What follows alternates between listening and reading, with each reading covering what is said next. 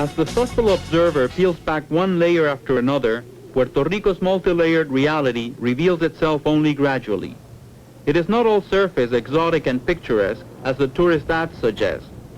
The layers of this society are wrapped around the core that is the Puerto Rican people, a nation that coalesced hundreds of years ago, but which has always been ruled by foreign masters.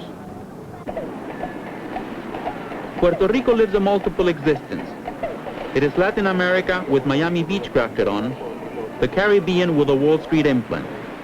This island has for almost a century been forced to grow beneath an artificial sun, that of the American dollar. Nowhere in the world is the influence of the United States greater. Here can be seen, magnified, and somehow more naked all the faces of that power.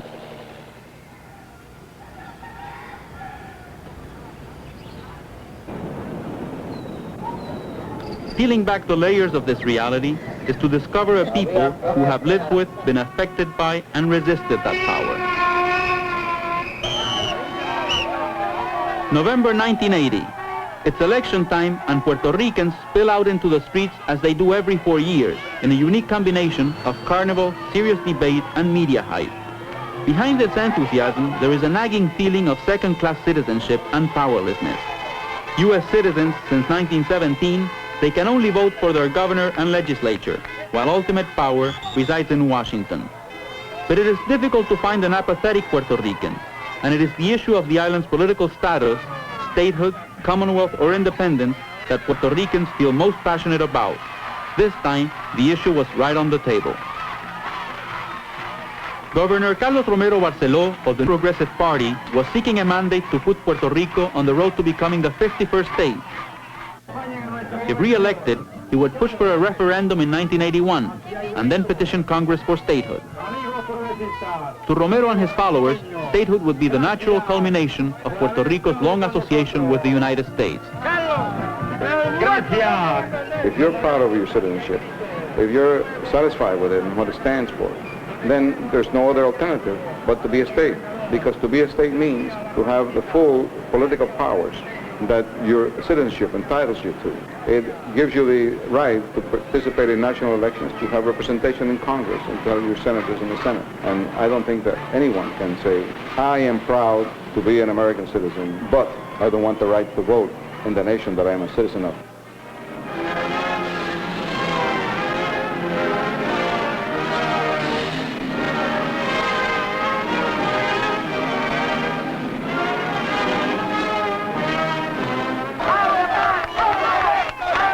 At the other end of the spectrum was the independence movement.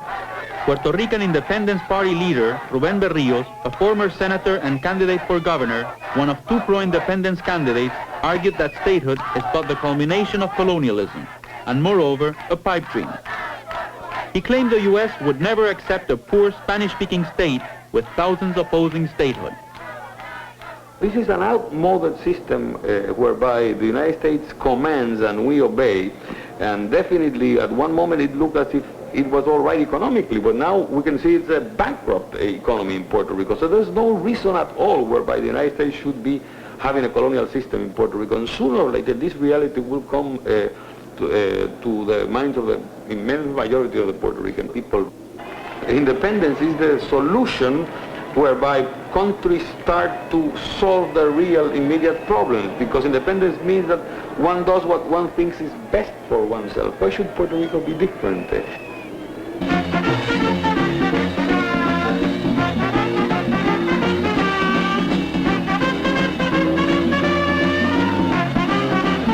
red flag of the Popular Democratic Party remains the symbol of the creation of the Commonwealth. Rafael Hernández Colón, a former governor, was trying to make a comeback. He anticipated a reaction against the Romero Barceló administration and held the biggest rally of the campaign, hoping to unite everyone opposed to statehood. Even the middle-of-the-road populares recognized the limitations of the current Commonwealth status and called for a change. What we propose is to develop a relationship with the United States where we would have broader autonomy, greater powers. We'd have a more powerful government here to deal with our problems, but we would continue linked to the United States, while at the same time we retain our culture we retain our autonomy, and we can govern our own lives. That is, we can be Puerto Ricans.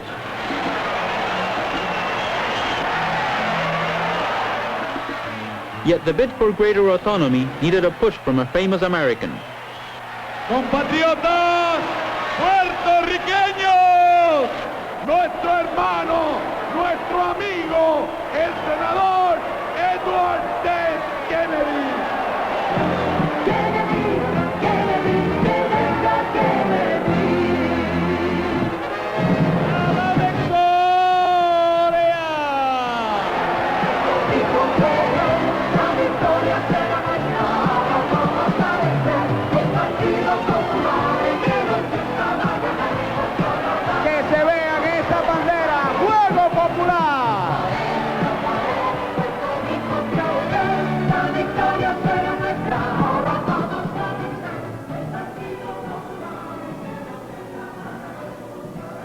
With the mudslinging and politicking over, election night did not bring a winner. The independentistas barely kept 5% of the vote, but between the populares and the new progressives, the race was so close that it took 6 weeks of a vote-by-vote recount to declare Governor Romero Barceló the winner by less than 1/5 of 1%. Romero admitted that he was denied the statehood mandate and promptly canceled the planned referendum. The result, Puerto Rico's political status remained unresolved and Puerto Ricans frustrated. Venga un partido o venga el otro, es lo mismo. One party or another, it's all the same. Only God can fix this. 30 years ago, Puerto Ricans looked toward a brighter future. Industry to Puerto Rico means prosperity, so the dedication of the 100th new industry under the island's Operation Bootstrap makes headlines. The 1950s saw the unprecedented expansion and transformation of the Puerto Rican economy. The island's first elected governor, Luis Muñoz Marín, has been called the architect of this tremendous boom. Incomes rose, and for the first time, Puerto Ricans had access to better health conditions and education. It's a miracle of modern progress, conceived by far-thinking island officials and nurtured by American capital attracted here by special credit terms and tax exemptions. It's meant new jobs and new wealth for Puerto Rico. Teodoro Moscoso was a key aide to Governor Muñoz Marín and one of Operation Bootstrap's principal planners. We had no industrial tradition. We have switched in a period of a quarter of a century from a purely pastoral agricultural economy into an industrial economy. And that has not been done in many places in the world. And we compressed all of that in 25 years. While many found a better life, the transformation turned out to be something less than the touted miracle of modern progress. Industrialization brought the collapse of the island's agriculture as Puerto Rico went from self-sufficiency in food production to almost total dependency on the U.S. to feed itself. The new factories could not absorb the influx of unskilled job hunters, and fully 1/3 of the island's population left for the United States. The landscape was transformed. San Juan became a sprawling, congested metropolis. Crammed with cars, the consumer society had arrived. Pollution, advertising, and a new pace of life challenged the old ways, and Puerto Rico became the victim of a too rapid, dependent development.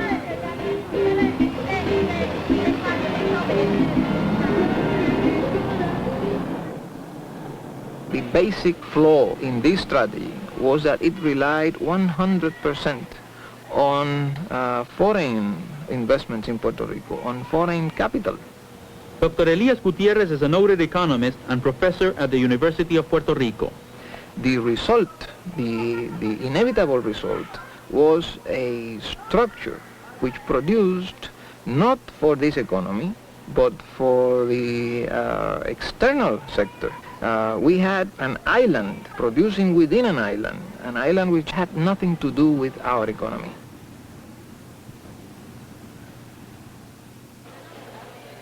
Standing at $14 billion, U.S. investment remains overwhelming. With a whopping 18% return on investment, more than $3 billion in profits are taken from Puerto Rico by American corporations every year. Concentrated in petrochemicals, pharmaceuticals, and electronics, These industries employ modern machinery and fewer Puerto Ricans.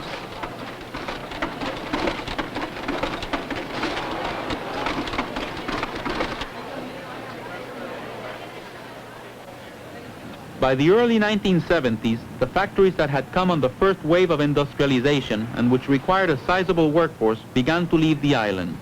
Wages had risen, local tax exemptions had expired, and a recession hit the U.S. Often people went to work to find the factories closed. At a time when the population increased by 500,000, manufacturing jobs were disappearing at the rate of 10,000 a year.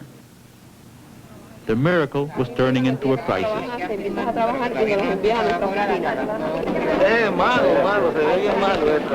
Bad. Things are very bad. Unemployment's getting worse, and with all the budget cuts, in 2 months there will be another 25,000 people in the streets. How has this affected your life? Tremendously. You can't live on unemployment. It's not enough to support anybody. Official unemployment is almost 20%, although real joblessness may be closer to 30%. In the 1960s, the solution seemed to be to put thousands on the government payroll, resulting in imploded bureaucracy that now accounts for a third of all jobs. But these jobs are disappearing too, especially under the impact of federal budget cuts. With no work at home, Puerto Ricans are again looking to the United States. This is very bad. There's nothing. There's no work at all. And what can you do? Me? Leave for the United States again. Where to? New Jersey. New Jersey? What are you going to be doing there? I'll find a job, I'll tell you that much. Even if it's in a factory, I'll find. We are an economy which are suffering from a bleed of financial capital, a bleed of physical capital, and a bleed of people, human capital. Puerto Ricans at this moment are leaving Puerto Rico at such a rate that during the 1970s, the net emigration was 100,000. We are losing people 30 years and under, educated at high school and university level. We are losing doctors. We are losing university professors. We are losing paramedic personnel. Nurses are being recruited from Boston. Success is to leave this island for many people. To stay often means accepting a daily routine of idleness and boredom, a state that is alien to traditionally hard-working Puerto Ricans. Young people are especially hard hit. With nothing to do, life becomes a hustle, a dead-end street. Alcoholism, drug abuse, and crime have skyrocketed. ¿Quiénes de ustedes se quieren quedar aquí? The squatters of Villa Sin Miedo, village without fear, had just defied a government order to leave this land a few miles outside of San Juan. Called rescatadores in Spanish, they see themselves as rescuing unused land and converting it into viable communities. More than 20,000 squatters in Puerto Rico face imminent removal and arrest. A government report states that only 15% of the population can afford even the lowest priced housing. In a country where the value of home ownership was so greatly stressed in Operation Bootstrap, these shanty towns stand as a symbol of general economic deterioration and grassroots fight back. Porque no creemos en la intimidación del Departamento de Vivienda. Because we won't be intimidated by the Department of Housing. And we think that the solution to the housing problem should be a collective one.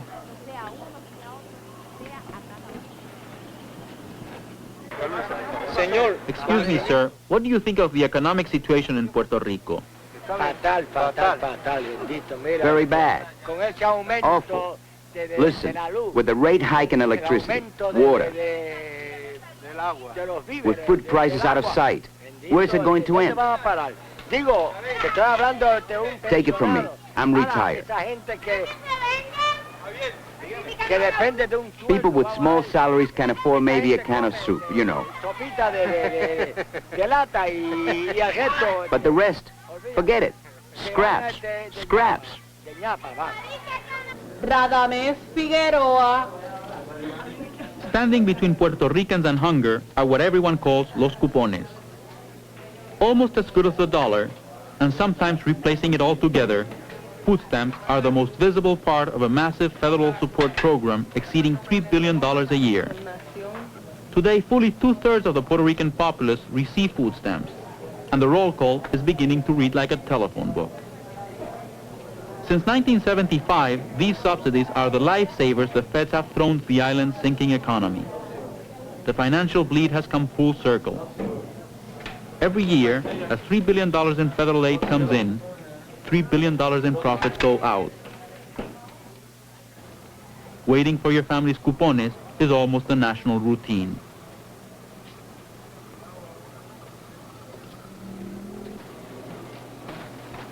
But the aid leaves too, for what Puerto Ricans buy with their food stamps is imported.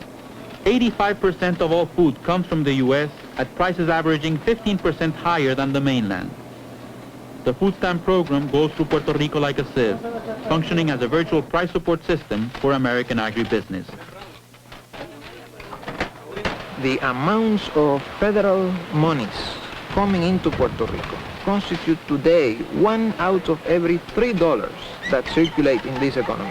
They are 30% of personal income, and they have generated such a dependence attitude on these people that budgetary considerations now presently being considered, or budgetary cuts presently being considered at the federal level, have caused literally panic in the island. The degree of dependency on federal handouts I never visualized. Quite frankly, one of the things that we dreamt about was a certain degree of autonomy. But to have 50-60% of the population depending on food stamps like we have today, we never visualized anything like that. We have gotten to the point that we don't know how to take care of ourselves. We're like kids who have been spoiled and never taught to face life. And this is something this country needs, to face up to things and to do things for ourselves. But this isn't what's happening here in Puerto Rico. Roberto Sánchez Vilella, a former governor of Puerto Rico, blames the U.S. for much of the present situation. United States, they have directed our economy over these last 81 years, and they have to assume the responsibility for that. They used Puerto Rico as a sugar plantation for low wages and exploitation of our population for many years. They have used Puerto Rico as a military base for many years. So I think the United States cannot evade the responsibility in Puerto Rico.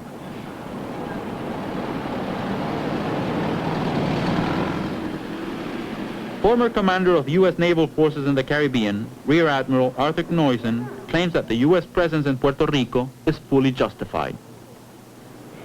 They receive a tremendous benefit from the United States. I mean, tremendous. And without this, without their Navy here, if you don't think there's some countries that are very interested in toppling Puerto Rico, you're crazy. 7 military bases dot the Puerto Rican map, covering 62,000 acres. Roosevelt Roads on the island's eastern tip is the largest U.S. naval base in the world. And tiny offshore Vieques is part of its inner gunnery range. Ever since the Marine landing in 1898, the American military has been a major force on the island, regarding it as a strategic military outpost in the Caribbean basin. If the U.S. were to send a rapid deployment force to any country in the region, say to turbulent Central America, Puerto Rico would almost certainly be one stepping stone, as it has been for several U.S. interventions since 1954. Another reason for that presence is oil. Over 50% of the oil that goes to the United States passes directly through the Caribbean, whether it comes from the Persian Gulf or not. The Caribbean is the oil hub of the United States, and if we're not here to protect it, we are in trouble. But it is the Navy that's in trouble on the island of Vieques. La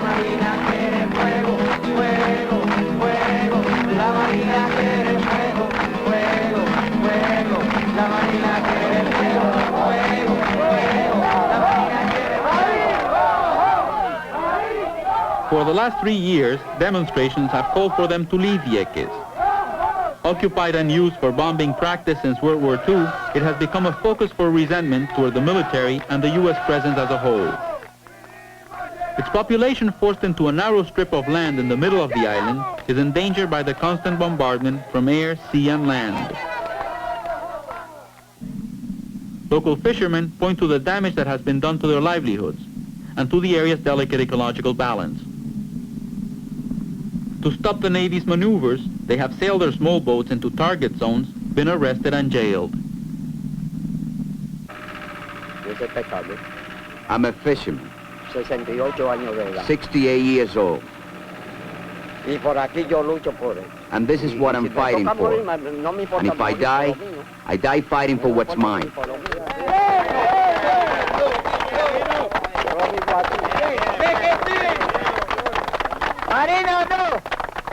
I don't care if I die fighting for something that's mine. One of the sharpest critics of the U.S. presence, military and otherwise, is the Puerto Rican Socialist Party, a pro-independence Marxist group. Even though they are one of the island's 4 electoral parties, the PSP has been targeted by the FBI for harassment. Party leader Juan Maribras is one of their long-standing targets. Well, I have, for instance, the dossier that the FBI sent to me under the Freedom of Information Act. They admitted in that dossier that they have been persecuting me since 1943 when I was 15-year-old for the mere fact that I was elected at that time president of a group of independence youth in the Mayagüez High School, the school in my hometown where I studied at the time. From that time until now, throughout all those years, they have been intervening my life completely. And I am only one. That is the case of hundreds and thousands and tens of thousands of people that have been subjected to the same activities of repression throughout the years. En una de estas páginas se indica, por ejemplo, the island's independentistas, though still far from electoral dominance, are a force to contend with at home and increasingly abroad. Every year since 1972, the United Nations Decolonization Committee has declared Puerto Rico a colony. And in 1981, the committee voted to place the issue on the agenda of the General Assembly, a deep embarrassment for the United States. Es decir, los puertorriqueños todos le estamos diciendo. Every last Puerto Rican is telling you this, some out loud like myself, others in whispers like the colonialists, that Puerto Rico is a colony. Una colonia. And I believe that Puerto Rico is clearly a colony of the United States government. Also at the UN was Congressman Ronald Dellums of California, sponsor of a bill in Congress to decolonize Puerto Rico. In its own self-determination. First, I believe that the Puerto Rican people should have the right to decide what their status shall be. However, I believe that a colonized people cannot engage in all of the alternatives because they will address those alternatives with the mentality of a colonized people. Only a free people can choose and engage in self-determination. Once we in Puerto Rico have full governmental powers, then we would decide freely, and I emphasize the word freely, decide what kind of an association we want to have with the United States, whether it be in the form of a state, whether it be in the form of free association, or whether we want to go our own way and be independent. My emphasis there is freedom to decide. I believe that statehood for Puerto Rico means the perpetuation and the culmination of what is going on now. I think statehood will mean, in fact, that Puerto Rico will become like an urban ghetto of the United States eventually. Independence is, at this moment, simply unviable from the political point of view. The Puerto Rican people are afraid of independence. The present status is inoperable. It cannot generate in 10 years what it has been unable to generate in 30 years. From the Puerto Rican point of view, it is our social benefit that must be primordial and which must be our goal in any future arrangement, the United States have had enough of a benefit from the relationship since 1898. The overwhelming consensus among Puerto Ricans is that the island's present status is colonial and that the relationship with the United States must change. And while they differ among themselves as to the kind of relationship they ultimately want, they have no doubt as to who they are, a fully developed nation, a people with an identity all their own. The present political stalemate and economic deterioration has already meant an increasingly unstable social climate. If Washington continues to sidestep the issue of Puerto Rico's status, the consequences for American prestige and democratic traditions may be more lasting than the present crisis in this now tarnished Latin American showcase.